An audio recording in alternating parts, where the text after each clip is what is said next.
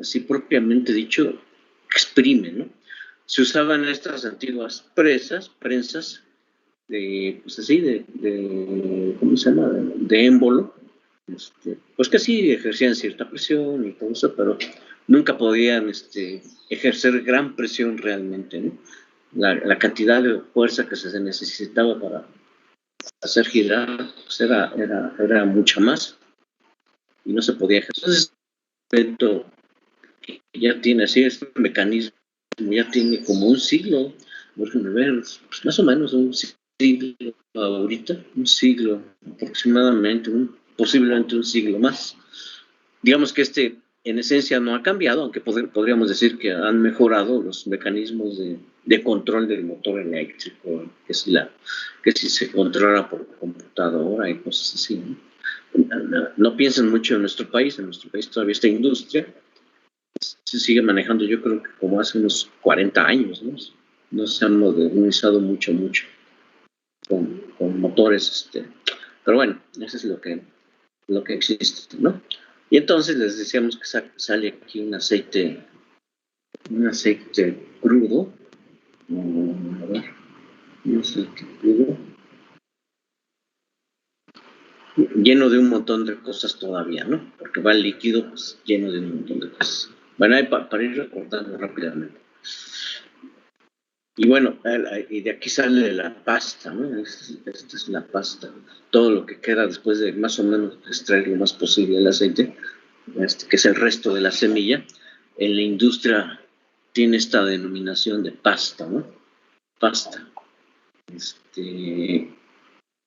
Y les decía yo que todavía tiene aceite, pero ahí depende de qué tan económicamente es viable extraer todavía este aceite, ¿no? Sí, siento. Y eso depende pues del costo del costo de este aceite, bueno, del precio de venta de este aceite, ¿no? Son mercados especializados que están dispuestos a pagar precios altos, ¿no? Y bueno, les decía yo, pues así van varios métodos de separación que han visto ustedes de alguna manera no sé, en química, ahí han de haber visto, ¿no? La socorrida de decantación, simplemente dejar reposar el aceite y las partículas van cayendo, ¿no? Y esos son unos tanques bien grandotes que uno no los conoce al principio y son como casi albercas, ¿no? Bueno, unas albercas, ¿no? Bien interesantes cómo funcionan. Y pues uno no se imagina que existan estas cosas en las industrias, ¿no? Aceite crudo. Bueno, aquí entonces sale un aceite crudo. Entonces todavía hay que quitar cositas porque a pesar de que se deja reposar, hay partículas que son muy, muy ligeras que no logran decantarse, ¿no? Sí que son muy, muy ligeritas, que no logran decantarse. Y entonces pasan por filtros de diatomeas, que como tienen cargas eléctricas y espacios porosos muy pequeños, pues esas partículas pequeñitas se separan, ¿no? Y después ya un líquido casi transparente, después de pasarlas por las diatomeas, y les decía que estas diatomeas a esta industria, pues no les son tierras embebidas con aceites, ¿no? Entonces ya esta industria pues los desecha estas diatomeas, ¿no?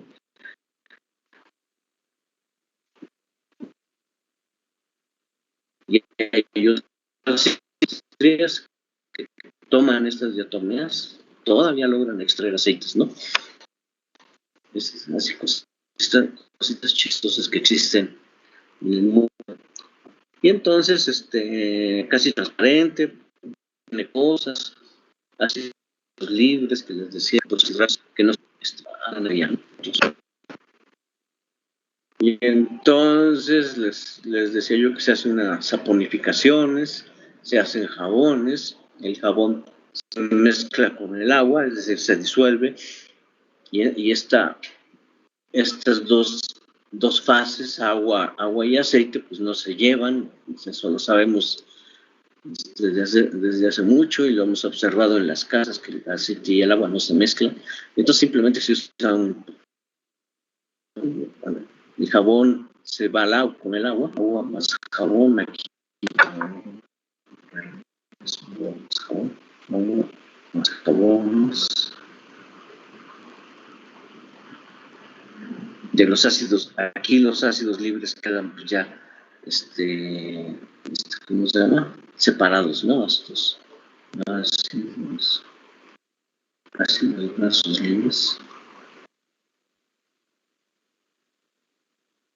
Que si se quedan en la mezcla, aquí en el aceite, los ácidos grasos libres pues se oxidan y provocan enraizamiento del aceite, ¿no? O sea, que vaya adquiriendo malos olores, ¿no? Eso es lo que la gente dice de los aceites. Cuando no se separa bien estos ácidos grasos libres, a un mínimo, siempre es a un mínimo, ¿no? No es completamente nada.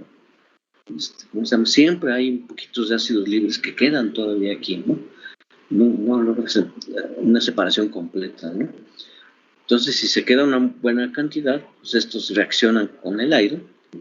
Acuérdense que son CH3, CH2, CH2, y hasta acá está un O y un OH, y estas pues son muy reactivas, ¿no? Estas terminaciones, esta terminación de carbonos, hay que verlo así,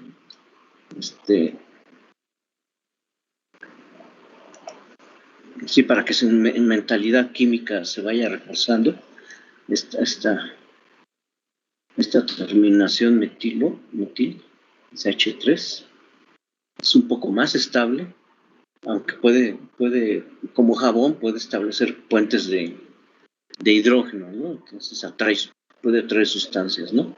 Pero es un poco más estable químicamente. En cambio, este otro lado también pues atrae sustancias con cargas negativas, digo positivas.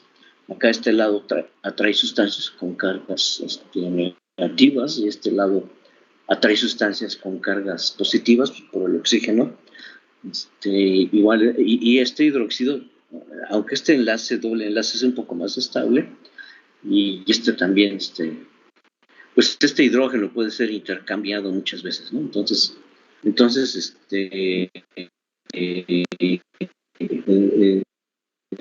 aquí es donde oxidación, ¿no? Con oxidación. Eso empieza a producir pues, malos olores, ¿no? En fin. Entonces, les decía que también se usa un enfriamiento. ¿Cómo se dirá técnicamente? Aquí en México, enfriamiento. A los gringos les llaman chilling, ¿no? Chilling, es con doble L, chilling. Bueno, chilling, enfriamiento, ¿no? En fin, se enfrían los aceites, se enfrían y entonces ocasiona que sustancias con el frío cambian de estado, se hacen sólidos, pues a veces pues por simple decantación también, ¿no? Los sólidos se precipitan y entonces ya tienen un aceite pues, casi puro, ¿no? El aceite que se vende en las casas.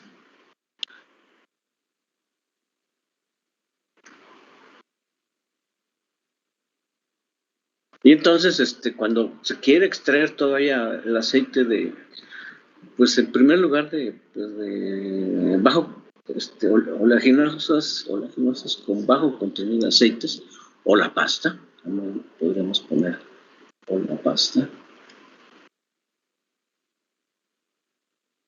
que todavía pues tiene ahí como que, pues eso, 5-8%, 5-8% de aceite, pero que es un aceite que depende de la industria, podría decir es de gran valor, entonces vale la pena gastar el dinero, y entonces se usan diluyentes pues del aceite, ¿no? No polares, ¿no? Entonces están el hexano, el éter, el benceno. El hexano les decía que es el más barato entre todos estos, el que más utiliza en la industria, y entonces así ¿cómo se llama? A contracorriente. A ver, partículas, bueno, aquí viene lo que era la pasta o las partículas, partículas con hexano, y pues a lo mejor hay una evaporación, a lo mejor hay una evaporación o además de una evaporación, a lo mejor usan también pues exprimir, ¿no? Algo así, ¿no?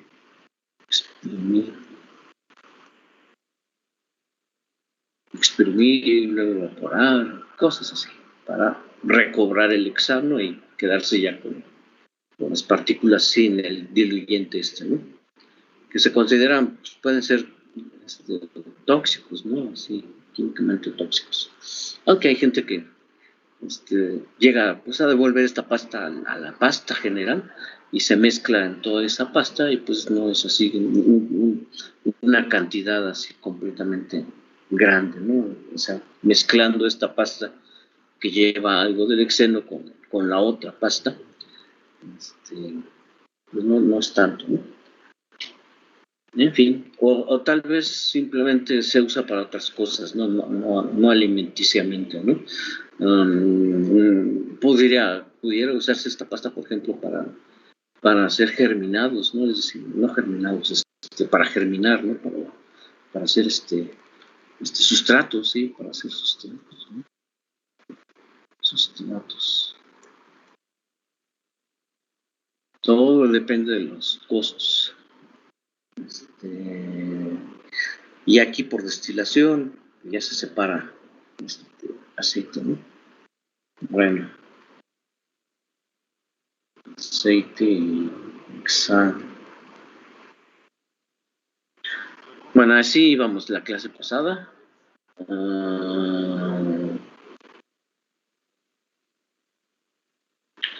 Ya les decía yo que el aceite pues, tiene varios usos industriales, además de ser aceite comestible, para hacer jabón, para hacer linóleos. Hay un montón de usos industriales, ¿no? Para lubricación de motores, algunos de estos aceites se usan para eso.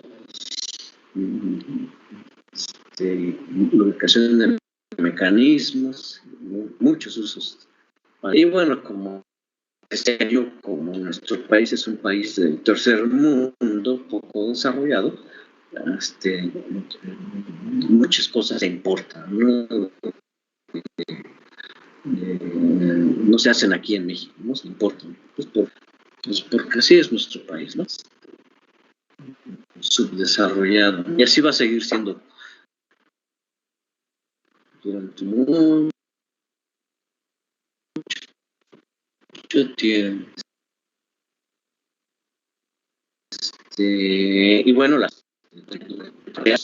ya quitándole el aceite, pues quedamos con carbohidratos y con proteínas principalmente, y adquiere un gran porcentaje, tienen gran importancia en la pasta, ¿no? Al haberle quitado el aceite, carbohidratos y proteínas se hacen relevantes, ¿no?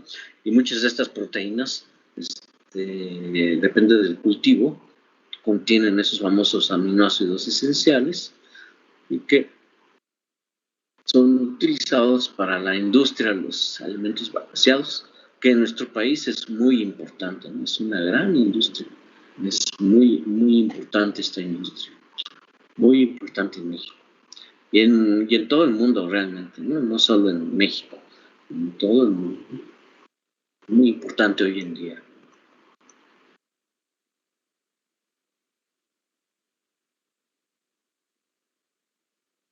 Hoy en día. Porque la general que se ha establecido en la ganadería, parece que depende de los países, pero la tendencia general es a producir carne a través de estabular a los animales, ¿no? Bueno, alimentar animales estabulados, ¿no?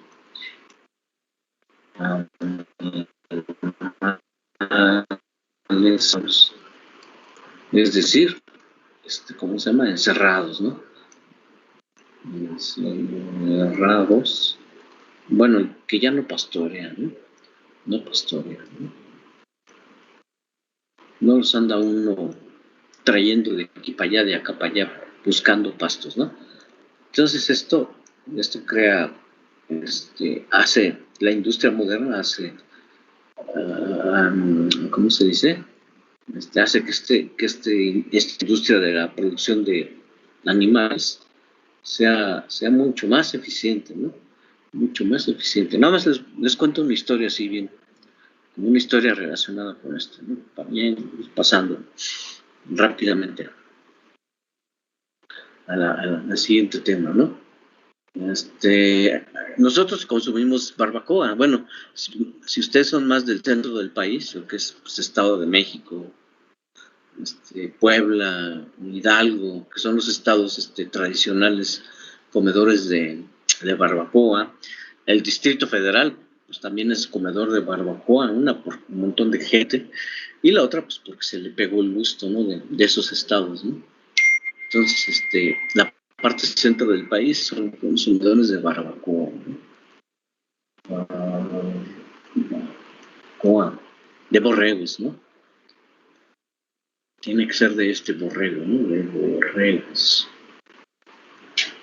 Porque si se van ustedes a Guerrero, van a encontrar que dicen los restaurantes barbacoa, ¿no? Y uno dice, ¿de qué barbacoa será? Pues es barbacoa de chivo, ¿no? Carne de chivo, ¿no? Y allá acostumbran, pues así comer los chivos. Por alguna razón, debe haber varias razones, pues, y aquí en la parte centro, probablemente uno pensaría que tal vez por cuestiones de clima, los borregos se adaptan más pues a las zonas templadas, frías, y tal vez esta sea una razón fuerte, ¿no? En fin, borregos, ¿no? Así los mexicanos en particular, ¿no? Consumidores de barbacoa de borregos, sobre todo en la parte centro del país. Ya saliéndonos fuera de la parte centro del país es muy difícil encontrar este tipo de barbacoa, ¿no? Y bueno, son gustos, ¿no? También son gustos de las regiones, ¿no? No puedo decir que esta sea mejor que otras regiones del país, ¿no? Son gustos de cada región, ¿no? Entonces, por lo mismo, el consumo de borregos es muy alto, ¿no? Hay gran consumo de borregos, ¿no? Todos los fines de semana un montón de borregos son sacrificados en la parte centro del país, ¿no? Gran consumo de borregos, ¿no? Todos los fines de semana hay un montón de borregos que nos comemos. Yo aquí tengo cerquita de mi casa un pequeño restaurante y soy sus clientes, ¿no? Y voy a caer una o dos veces al mes, ¿no? Ahí estoy cayendo, 1, 2, 3 veces al mes. Ya hasta me conocen, ¿no? Qué chistoso. Bueno, barbacoa de borregos. Entonces, ¿cómo iba? Bueno, unos dicen, ¿cuál es la mejor carne para borregos, no? ¿Cuáles son los mejores borregos, no? Los mejores borregos, ¿no? Para esto, los mejores borregos, ¿no? Para la barbacoa, ¿no? Para la barbacoa, los mejores borregos para la barbacoa. ¿Cuáles son los mejores borregos, no? Y unos dicen, la gente, pues común y corriente, dicen, no, que los de Hidalgo, ¿no? Los borregos pastoreados en Hidalgo, ¿no? Pastoreados en Hidalgo, ¿no? Así como que hay gente que dice que aquí están los animales más, aquí los que vienen de Hidalgo, ¿no? Los pastores de Hidalgo. Y luego ya ahí se pelean, Estado de México y quién más y Puebla, ¿no? Pero creo que la barbacoa de Hidalgo y ciertas partes de Hidalgo son las más famosas, ¿no? Que es Meluca, no sé qué. Lugares de esos son más famosos, ¿no? Y entonces uno dice, ay, ¿será verdad que los borregos de Hidalgo son más famosos en México. Y resulta que hay dos formas de producir estos borregos, ¿no? Actualmente, digamos que podríamos decir que hay dos formas. Uno por pastoreo.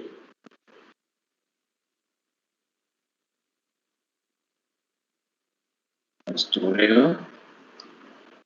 Esos, yo estoy seguro que han visto a esos niños o personas llevando pues, los rebaños de borregos a buscar lo que puedan, ¿no? Ese es pastoreo en, ¿cómo se llama? Pastoreo, ¿cómo le podríamos clasificar? Porque esto de pastoreo, así como que pastoreo, realmente como pastoreo, pues no es, ¿no? Ahí andan los pobres animales, consumiendo lo que puedan, ¿no?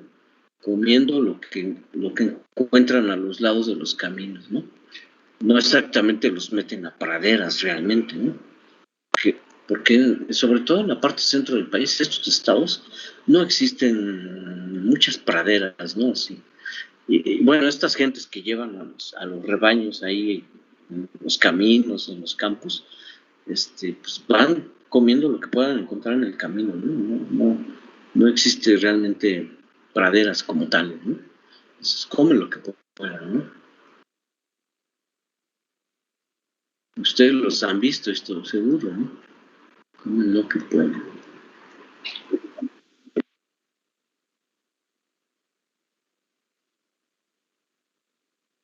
La otra forma de hacer estos animales, pues es estabulados, ¿no?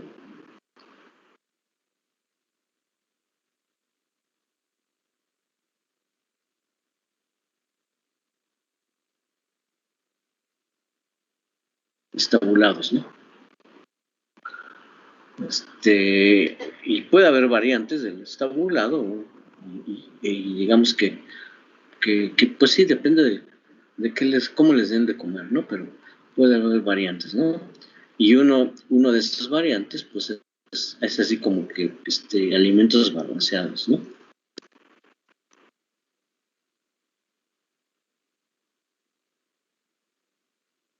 Balanceados.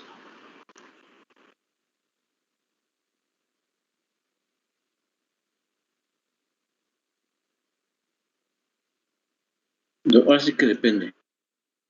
Productores balanceados, puede haber ranchos o pequeños productores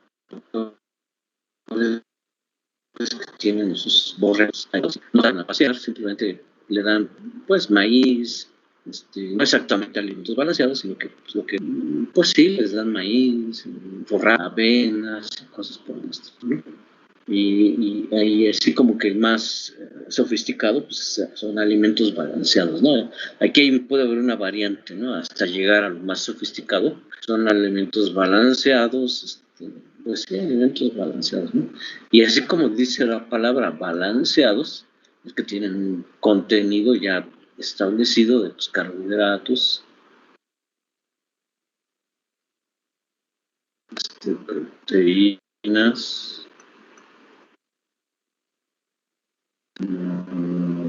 aceites, grasas, aceites, a ver, lípidos, vamos a ponerlo, vitaminas, minerales, así, que normalmente el origen de todo esto, pues son, son gramíneas, bueno, vamos a ponerle, este, normalmente son maíz o sorgo, son las fuentes principales para hacer esto, soya, principalmente soya, y a otras, otras en menor medida, ¿no? Otras pastas, por así decirlo, de otras oleaginosas, ¿y qué más? Y pues así, le ponen, pues sí, ¿no? Vitaminas, este, pues sí, ¿no? Vitaminas, añade, pues, se añaden vitaminas y eso, ¿no? Al fin y al cabo, ya en este mundo moderno, pues muchas se sintetizan, se hacen, ¿no? O se extraen de algún lado, ¿no? Entonces hacen un alimento que es balanceado, es decir, es el alimento más nutritivo que se puede dar de comer a un animal, ¿no? Así que digamos que esto es lo más sofisticado y ahí va una cadena hasta el pastoreo, que es lo que comen lo que pueden, ¿no? Los pobres animales, ¿no? Ahí van pastoreando, ¿no? Y entonces uno dice, bueno, entonces, ¿cuál es? Si tenemos toda esta variante de posibilidades para hacer crecer al borreguito, ¿cuál será el mejor, no? ¿Cuál es el mejor? Una idea.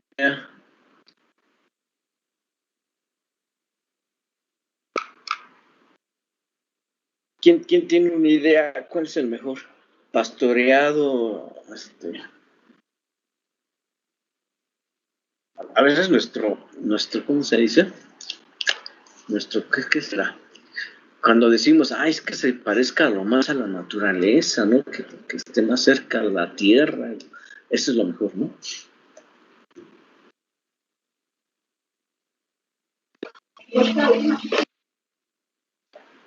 ¿Cuál?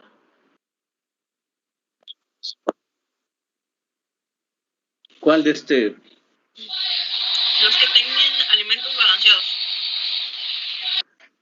Exactamente, este es lo mejor. La mejor carne para la barbacoa es esta. ¿Por qué? ¿Por qué? Porque estos animales, estos borregos, cuando los ponen así ¿cómo se llama? A recorrer y comer lo que pueden, porque es lo que pueden en el camino, ¿no? Ese es un hecho, ¿no? Ahí van comiendo los pastitos, las plantas, restos de cosecha que de repente se quedan en los campos y se meten a los campos a comer los restos de cosecha después de que ya se llevaron todo. Y estos animales, ¿cuánto tardarán en alcanzar? Son como un borrego, creo que se vende como hasta que alcance como 50 kilos, creo, ¿no? 40 a 50 kilos, ¿no? Cuando un borrego alcanza peso de 40 a 50 kilos, no estoy muy seguro si es así, 40 a 50 o 30 a 40, una cosa así, kilogramos, pues ya está listo para vender, ¿no? Cuando alcanza este peso, ¿no? 40, 50 kilogramos, ¿no? ¿Cuánto tardará un borrego que está así comiendo en un pastoreo? Pues nada más y nada menos como, pues como 2 años, ¿no?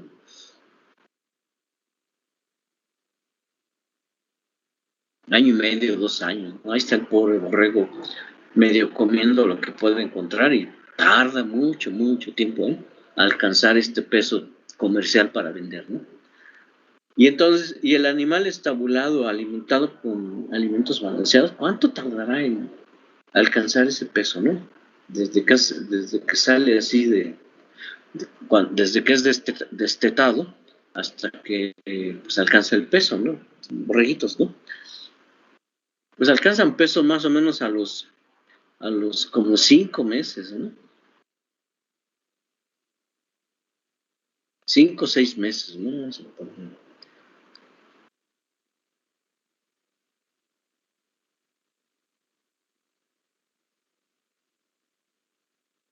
Porque son animales que están estabulados y que sobre todo tienen el alimento todo el tiempo.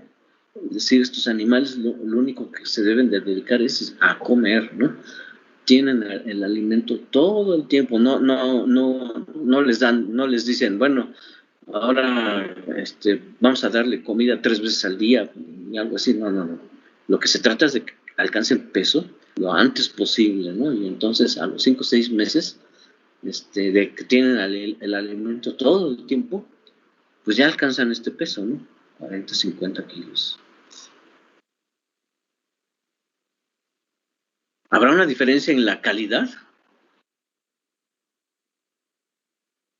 Un borrego que se la pasó 2 años o un borrego que tardó 5 o 6 meses desde que lo destetaron y ahí está, ya está listo para vender porque ya alcanzó el peso. por estar estabulado y alimentos balanceados todo el tiempo, alimentos balanceados así, cuidando las cantidades, ¿no? Ya, hay en hacer estos alimentos balanceados, hay no es nada más mezclar estos y ya, ¿no? Hay recetas y son así como que recetas secretas, ¿no? Cada marca tiene como que su receta, ¿no? Recetas. Y son así a ese nivel, recetas secretas, ¿no? Aunque no lo crean ustedes, pero cada marca no revela exactamente cómo las hace, ¿no? Porque son recetas secretas. Sí, a ese nivel llegan, ¿no? Es de importancia, son patentes, por así decirlo, ¿no? De su mezcla, ¿no? Recetas secretas, ¿no? La purina y que no sé qué, que no sé, hasta para los animales, los perros y cosas así, tienen sus recetas y recetas secretas, ¿no? No andan revelando qué es lo que dicen, ¿no? Y entonces ahí las andan comercializándose, así como que de crecimiento, de desarrollo, y que no sé qué cuentos le andan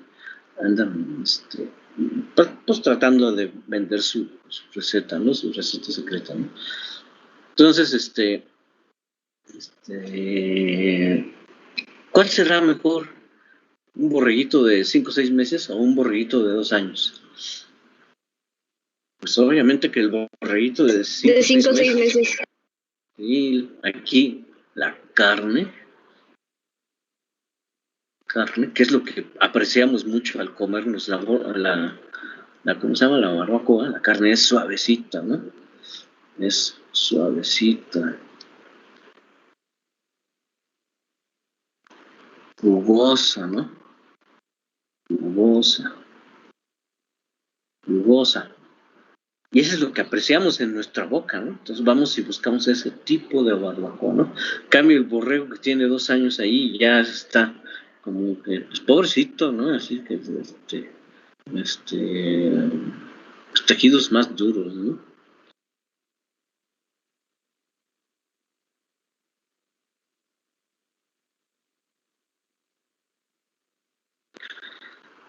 Bueno, como muchas veces no sabemos exactamente, lo que vamos a hacer es nos vamos a los, ¿cómo se dice? A los restaurantes que venden cierta calidad, ¿no? Nunca nos enteramos mucho de esto, ¿no? Otra cosa interesante de este negocio, hablando de las pastas, para que podamos entender, porque a veces cuando hablamos de oleaginosa se nos pierde, se me olvida muchas veces las pastas tienen una gran importancia económica, ¿no? Otra cosa interesante de los borreos es que México, ¿qué creen que sea México? México es importador o exportador de borregos.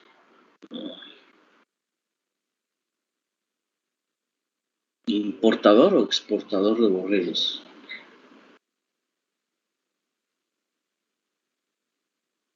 ¿Qué creen que sea México? Importador o exportador de borregos.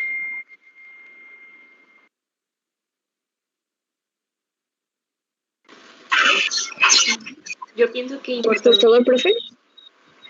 Exactamente, importamos borregos, si es carne congelada, ¿no?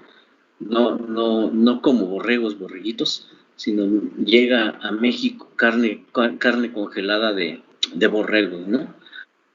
Y resulta que la mayoría de la barbacoa que nos comemos, así como un 60% o tal vez 70% de la barbacoa que nos comemos viene de Gringolandia, ¿no? De carne congelada que los Estados Unidos les compramos, ¿no? Es tan alta la demanda que el 70% de la carne de borrego viene de Gringolandia, ¿no? De carne congelada, ¿no? Y de carne de este tipo de animales, ¿no? De alimentos, digo, borregos que fueron alimentados con alimentos balanceados, que es una carne bien suavecita, que la congelan y nosotros las compramos y ya y luego ahí andan ya ¿cómo se llama? Pues así, vendiéndose como carne de borrego, ¿no? ya ni nos enteramos, ¿no? Entonces la gente presume que no, que los borregos de Hidalgo que pastorearon y que no sé qué, que son los mejores y que no sé qué. Y puro cuento, ¿no? La carne mejor es la de alimentos balanceados, porque son borreguitos de apenas 5 o 6 meses, carnes muy suavecita y que además viene carne congelada, ¿no? Tenemos ¿cómo se dice? Una visión negativa a la carne congelada, ¿no? Decimos, no, carne congelada de varios meses congelada, ¿no? O varios años incluso, las carnes congeladas, como están súper congeladas, pueden durar años, ¿no? Hay, por ejemplo, pavos, que es lo más normal comer, muy corriente, los guajolotes. Hay guajolotes congelados que llevan varios años, ¿no? Y ahí están. Y no hay ningún problema, pues simplemente que llegamos a decir, no, prefiero yo comer fresco, ¿no? Y muchas veces nos enteramos, pero estamos comiendo carne congelada. Esa es la historia de los borreguitos, ¿no? Tanto es, tan grande es la demanda que hay de barbacoa aquí en la parte centro del país, tan alta que es la demanda que se importa la gran mayoría de esa carne que la gente de esta parte del país consume como barbacoa, ¿no? Y creemos que no, que son que no sé, alguna de ser de ella, pero no, se mezclan mucho, ¿no? En fin, es decir, la pasta para hacer alimentos balanceados tiene una gran importancia económica en la parte central, bueno, en nuestro país, ¿no? Sobre todo para hacer pues carnes, ¿no? Carnes. No toda la carne, pero carnes, leche, etcétera, etcétera. Luego se me olvida, pues en el desarrollo del cultivo se me va olvidando, ¿no? Y una cosa bien interesante, que alguna vez me llamó la atención y nada más, son las recetas, ¿no? Las recetas para hacer alimentos balanceados, ¿no? Las recetas, ¿no? Las recetas que implica pues es el balance, las cantidades, el balance de nutrimentos, ¿no?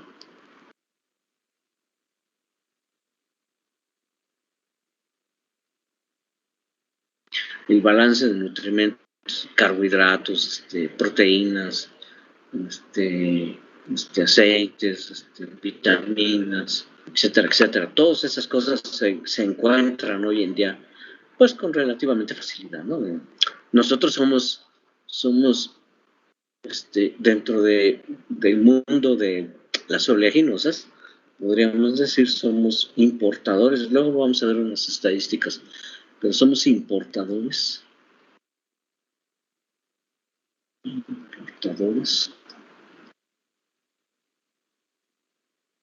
de oleaginosas.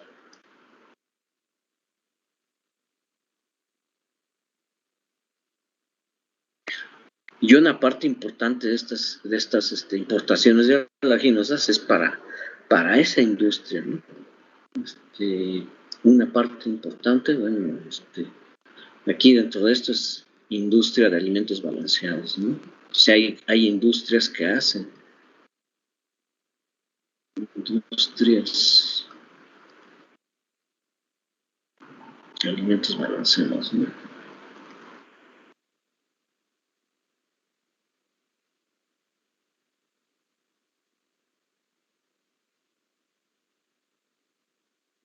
Y como nosotros, como fitotecnistas, pues se nos olvida, realmente eso es un olvido, ¿no? ¿Cómo se alimentan los animales?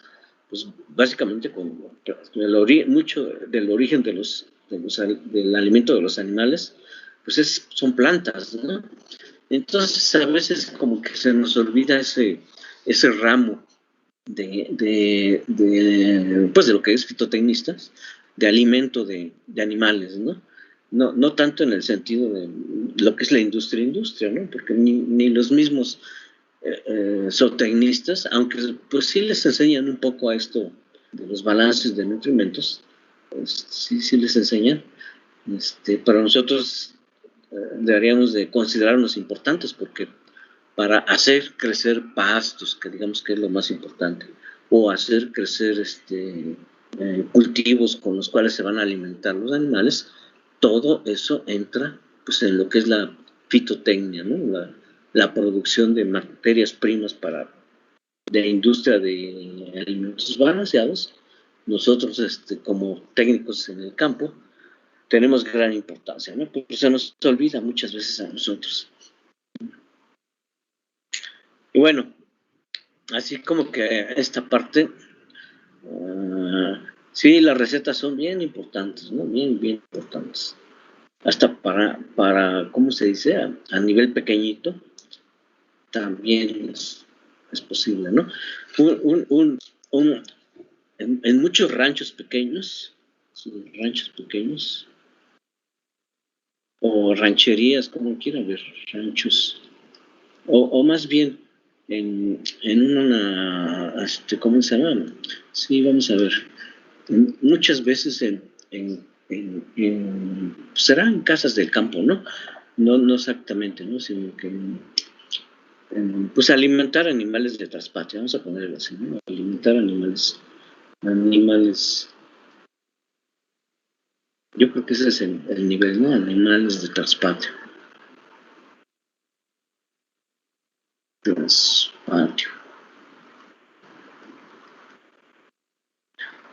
Lo que hacen muchas familias, pues es dejar a los animales sueltos, pues que se alimenten de lo que puedan, ¿no? Y si acaso de repente, pues, no sé, compran maíz quebrado, que es uno de los más baratos que hay. O sea, las industrias como que desechan parte del maíz como así como que quebrado, y pues ahí son como que desechos de industrias, ¿no? Granos quebrados, ¿no? Pueden ser de muchos orígenes, de maíz, de arroz, por ejemplo. Las industrias desechan mucho, ¿no? Ese tipo de granos quebrados. Y relativamente son baratos, ¿no? Entonces mucha gente los compra y pues ya se los da a los animales, ¿no? Otra cosa que compran, pues es el salvado, ¿no? No sé si han escuchado esa palabra, ¿no?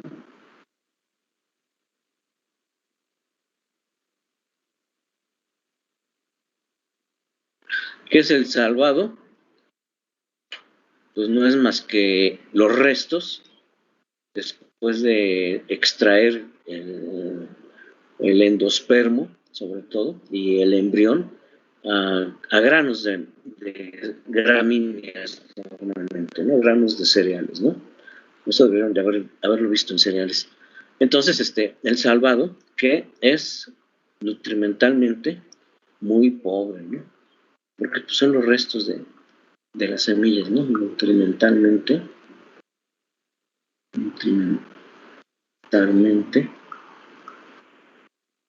muy pobre, ¿no? Pero la gente los compra en salvado, ¿por qué? Pues porque es lo más barato, ¿no? Que encuentra, ¿no? Ese se vende mucho, en muchos lugares, en muchos de los pueblos, se vende en salvado, ¿no? Que es un alimento muy, muy, muy pobre, ¿no? Pero bueno, ya lo mezclan con agua o lo mezclan con algunas otras cosas y se lo dan a los animales, ¿no? Entonces estos animales de traspatio generalmente están pues, mal alimentados, ¿no? Casi como los borregos del campo, pues pastoreo, y entonces tardan mucho en alcanzar pesos, ¿no? Estos animales de traspatio mal alimentados tardan mucho en alcanzar peso, ¿no? Pero bueno, son animales de traspatio, ¿no? Entonces no se piensa mucho en eso, ¿no? Es decir, si se les alimentara bien, se les cuidara un poco más, alcanzarían su peso más rápidamente y sí, dejarían ganancias, algunas ganancias, ¿no? Pero bueno, eso es muy difícil. Entonces, las recetas, estas son increíblemente un secreto, ¿no? Y normalmente nosotros los fitotecnistas ni tenemos idea de estas cosas, ¿no? Pero he conocido compañeros suyos de zootecnia que de repente me dicen no, yo tengo mi receta para hacer mi alimento balanceado, que no sé qué, no sé qué. Y de plano me llega pues a sorprender, ¿no? Un poquito, ¿no? Porque este es así como que es muy importante. Hay una gran industria que requiere así como recetas, ¿no? Pero sí me he encontrado compañeros suyos de zootecnia que me hablan y me dicen de las recetas y yo digo, ay, bueno, sí sabe de lo que está hablando, ¿no? En fin, vamos a pasar a otro tema. Entonces, vamos a ver, el tema es, ¿alguna pregunta? Ya ahí termina esa parte de como que extracción de esos aceites, cómo se extraen, ¿no? Pues es un acercamiento a la industria, no solamente industria, pues sí, extractiva, ¿no? No es, pues sí, la primera industria, por así llamarlo, ¿no? Aunque normalmente muchas de estas fábricas de extracción de aceite, pues lo que venden toda la cadena, ¿no? Bueno, ellos compran los granos y de ahí llegan hasta los productos finales que se van hasta los supermercados, ¿no? Los jabones, aceites ya embotellados, etcétera, etcétera. Muchas industrias llegan hasta allá, ¿no? O hay industrias que llegan a un paso normalmente producen aceite crudo, y de ahí revenden ese aceite crudo pues, a otras industrias que ya lo terminan de transformar, ¿no? Hay muchas variantes de industrias aquí me imagino que en el mundo y en México, ¿no? Así funciona. O sea, hay industrias que tienen toda la cadena, desde que compran los granos hasta que ya venden las botellitas allá. O hay industrias intermedias y cosas así, ¿no? Que nada más venden hasta cierto punto, porque hasta cierto punto pueden procesar los granos y después tienen que revender, ¿no? Hay muchas variantes, pues, de esa industria.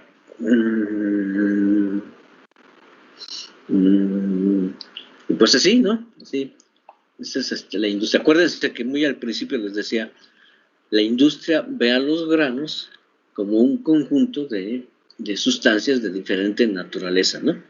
Que calentando los granos, pues el aceite se hace más líquido.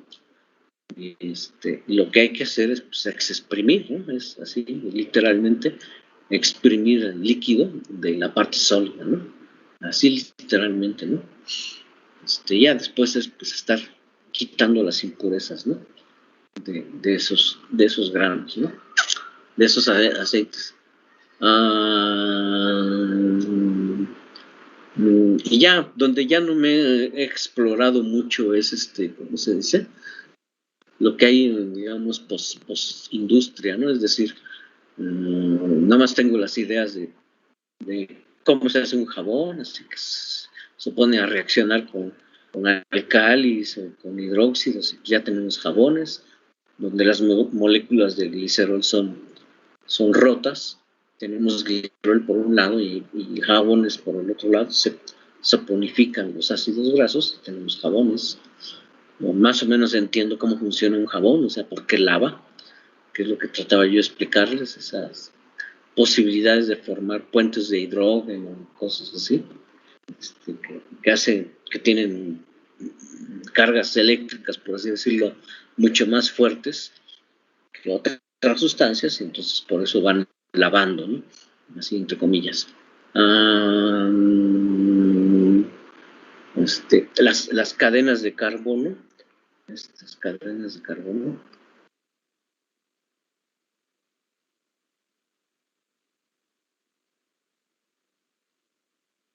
como tales, pues se usan en muchos productos, ¿no?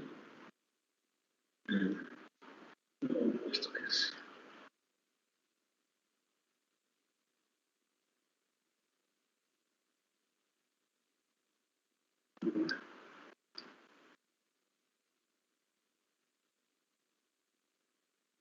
Creo que sí va, no me acuerdo muy bien. Pero estos son como que la cadena de carbono básica.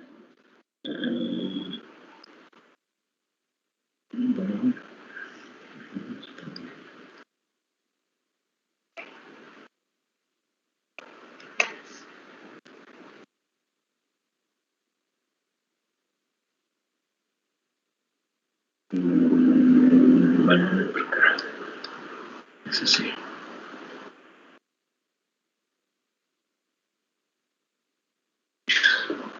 Estas son las cadenas así de básicas de muchas sustancias, de muchos, ¿cómo le llaman?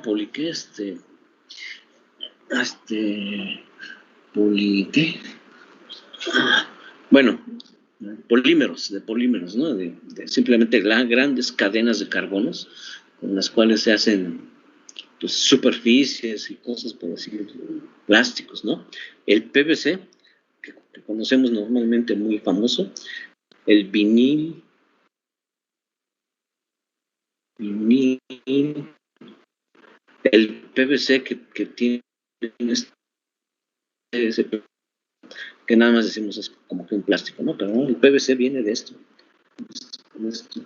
Se hace con estos, ¿no? Con estos, y se hacen polímeros. El PVC, de esa tubería blanca que tanto conocemos, es de esto, viene de esto, ¿no? Y viene, pues así, de aceites. En fin, a este mundo industrial no mucho lo conozco bien, ¿no? Porque pues hasta ahí llego prácticamente. Nada más así, en general tengo conocimientos así muy generales, ¿no? Y eso pues es provocado por lo mismo, ¿no? Somos un país tercermundista y entonces, pues no nos metemos a hacer eso. Bueno, vamos a cambiar de tema. El tema siguiente es el ambiente de oleaginosas, ¿no?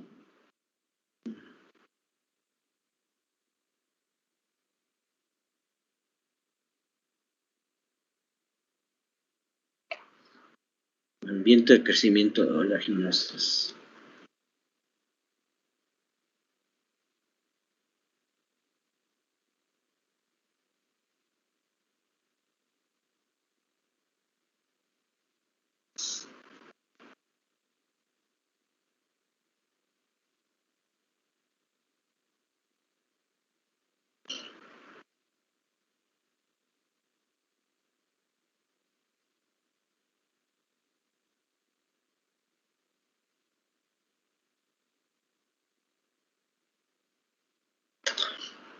Bueno, podríamos decir que se dice que en general hay dos,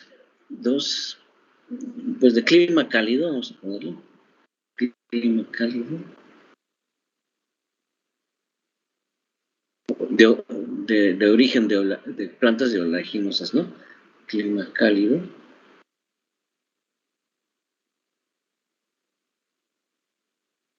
Y pues aquí podemos mencionar a Cártamo, digamos como los clásicos. Cártamo. ¿Qué más podemos mencionar? Cártamo, ¿cómo se llama? Ajonjolí, ajonjolí sobre todo, ¿no?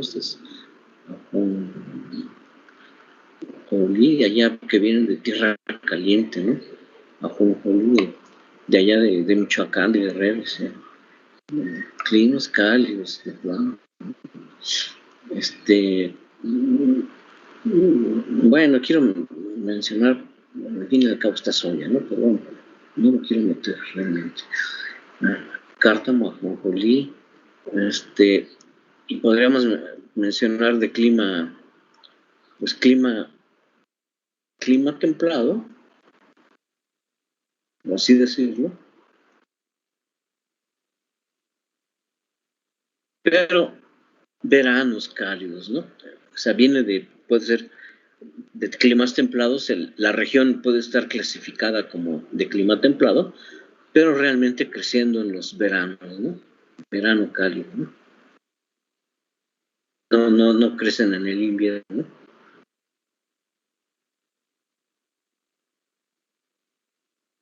Verano cálido, ¿no? Creciendo en el verano del clima templado. Y entonces, pues, podemos mencionar ¿qué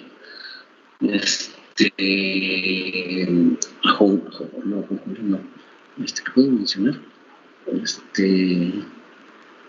Pues girasol podría ser. Girasol, colza,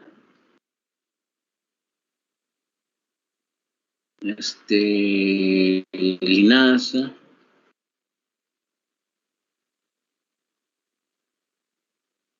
entonces cártamo, jonjolí, girasol, colza, linaza, ¿qué otro tiene? Bueno, aquí está el coco, la palma africana,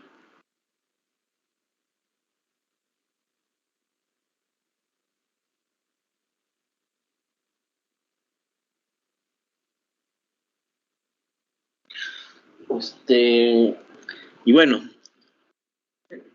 ¿cómo será el ambiente de crecimiento? ¿Qué requerimientos, no? Por este origen, pues de alguna manera es importante el calor, ¿no? Ya sea aún para cultivos que vienen de clima templado como estos, pero que crecen realmente en el verano cálido, ¿no? En la época cuando está bien caliente. Ahorita como hemos estado viviendo aquí en la parte centro del país, ha estado muy caliente, ¿no? Y bueno, ya no nos quedan 3 minutos, así que ahí vamos a dejarle. Y ahora sí que, pues me disculpo ¿cómo se llama?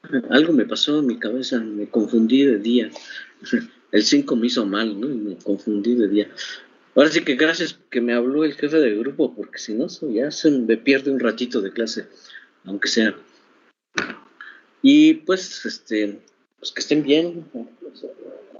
Ya son 10:30, ya van a dar 10:30. Y piensen un poquito sobre las condiciones de crecimiento de las oleaginosas, conforme lo que ya vimos, algunos aspectos que ya vimos, ¿no? Sobre todo, combinen un poco la morfología, que les dije que son en general raíces pivotantes, en general las hojas son, ¿cómo se llama? Compuestas, aunque no, algunas veces no son tan compuestas, pero presentan ciertas cosas raras esas hojas, con cutícula. Entonces, pensando en esas cosas, ustedes pueden más o menos ir pensando qué condiciones ambientales son las que requieren estas plantas, ¿no? Para crecer. Y además de que son plantas C3, voy a investigar bien si hay alguna oleaginosa C4, pero creo que no. Todas son C3. Y les deseo buena tarde. Disculpen Y mañana tenemos clase, ¿no? Ahora sí. No se me va a pasar. Que tengan buena tarde. Profe, gracias. Gracias, profe. Gracias, profe. Gracias, profe. Gracias, profe. Un ratito de clase nada más.